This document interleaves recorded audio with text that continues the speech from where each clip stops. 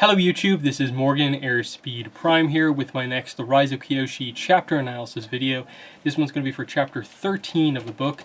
This one's called Adaptation, and this is our first, I suppose, Jianzhu focused chapter since he's turned villain. So this is kind of a sense of the dynamic we're going to get over the course of the book is Kyoshi, obviously her training to become the Avatar for an eventual confrontation with Jianzhu, and then Jianzhu as he puts his plans in place to try and find Kyoshi.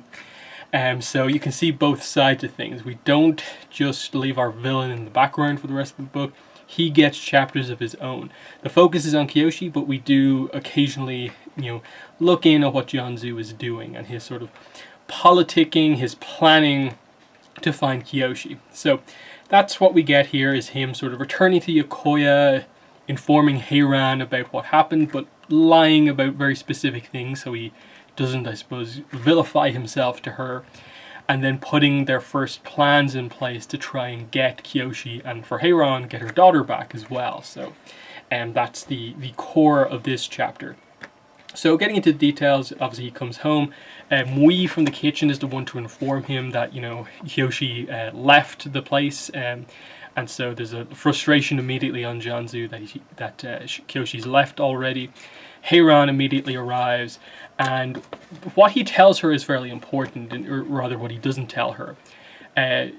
He told her the events she needed to hear. Kyoshi being the true Avatar, the disappearance of both Yoon and Kelsang caused by a treacherous spirit, the Avatar holding a grudge against him for it. She slapped him across the face, which was about as good a result as he could get.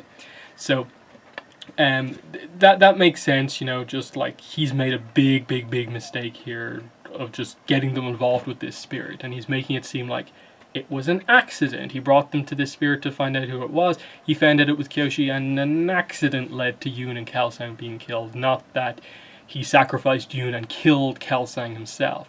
Those two important beats are the only things that really keep Heiran on his side here, and he keeps them from her for like the entire book. This is where he also notes about Heiran that she's a very controlled person. A less controlled person than Heiran would have been tempted to scream her disbelief to the skies, letting the secret out. You had the wrong Avatar. You introduced a boy to the world as its savior and then got him killed. You have the real Avatar run off, who knows where. Our oldest and closest friend is dead because of you. They're what a normal person would do, but Heiran is, composed, and he sort of appreciates that about her, that she's able to focus on the important things kind of like he is. And she's immediately like, what about your credibility? Are you going to lose face over this or what? So he's unsure, but he says that they can minimize the damage. If we can get Rangi to hunt Kyoshi down, it'll be fine.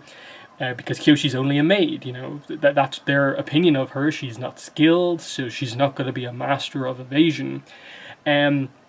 This is when some of the servants come in and inform Heiran that actually, we're so sorry, we heard some news. Miss Rangi disappeared. One of the stable hands saw her leave with Kyoshi last night.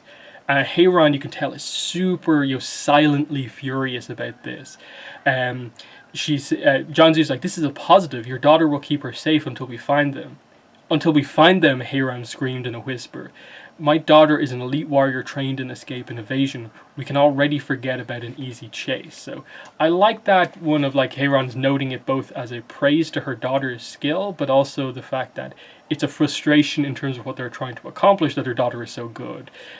So very interesting stuff. But then Heiran sort of comes to a stop and is just like, what are we doing here?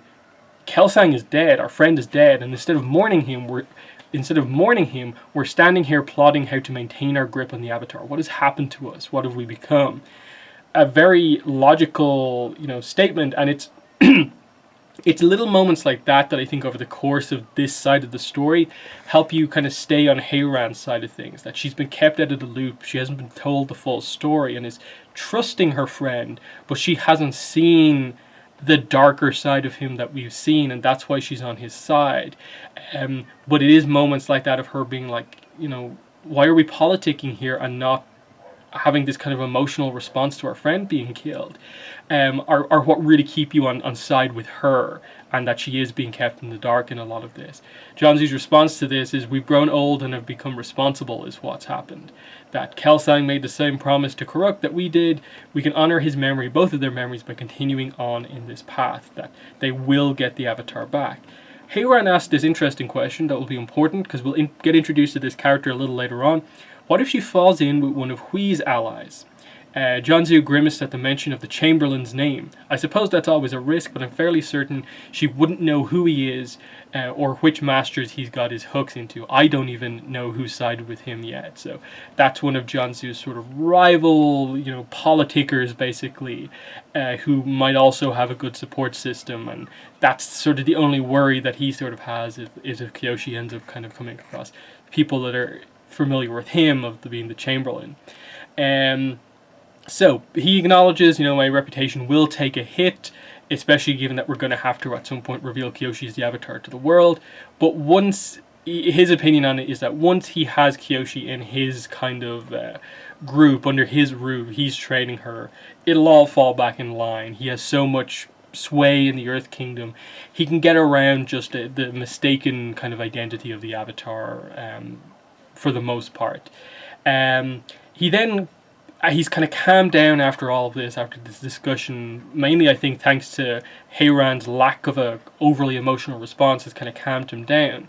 And he figures out what his plan is. So he says, I need you to write a letter for me. Heiran looked at him sideways. I know, you're not my secretary, but there has to be a Fire Nation stamp on this message. Who's it to? Professor Shaw, head of zoology at Ba Sing Se University. Tell him you're interested in borrowing some specimens he brought back from his last expedition. You want to display them in the Fire Nation because they're so very adorable and cuddly as part of a goodwill tour between our countries. So send him this as well to butter him up. It's worth more than what he makes in a year. And what he's sending as a bribe here to get access to these animals is this. A painting of the Northern Lights on vellum by a master water tribe artist.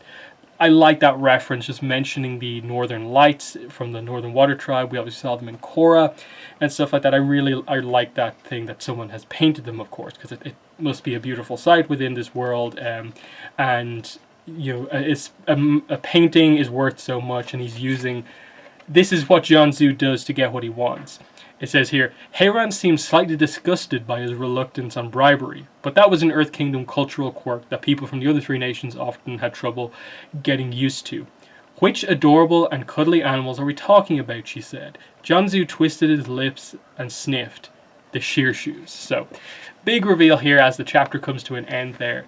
This is the extent that Jianzu is going through. Those desperate measures, yeah, he's going straight for the big one here. He wants to find someone when there's a master of evasion with them.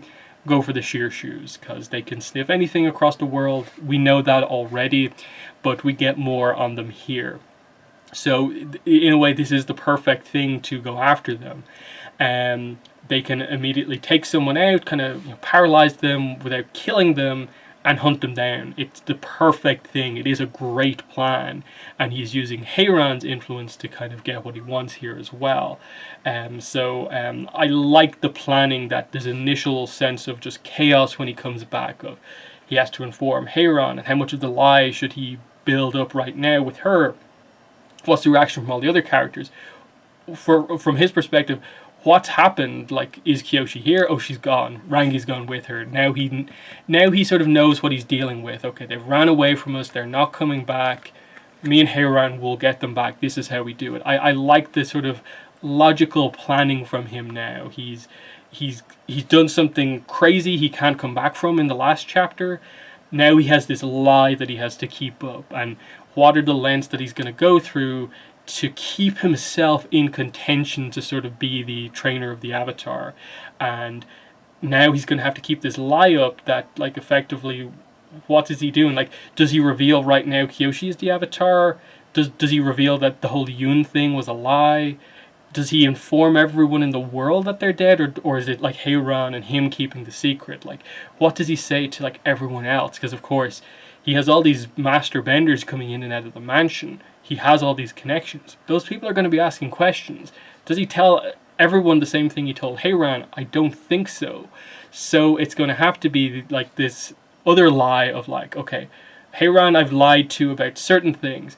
I'm going to have to lie to even more stuff to everyone else. And that Yun and Kelsang aren't dead. They're somewhere while we figure this all out. So, you know, you can see already there's too much for him to control with the amount of people involved here. And with Kyoshi and Rangi out doing stuff, there's only so long they can kind of hold this up, and that's the sort of stress on the villain side of things of what they're going to do. But can Rangi and Kyoshi escape the pursuit of Sheer Shoes wherever they're going? So I like where we're at here of just the last 2 chapters of setup. Kyoshi is going to find some benders, and they're going to have to be sort of underground, not the usual benders you'd expect. Where does she go to get them? How does she make those connections? John Zhu is using his political power, which we've had explained to us, to get whatever he wants, whatever he needs, to track Kyoshi. And I like those 2 elements that are coming together here during this sort of pursuit and like training, searching out for training section of the story. But yeah, we'll get into more important stuff in like the next couple of chapters. But yeah, that's my thoughts on this one, chapter 13.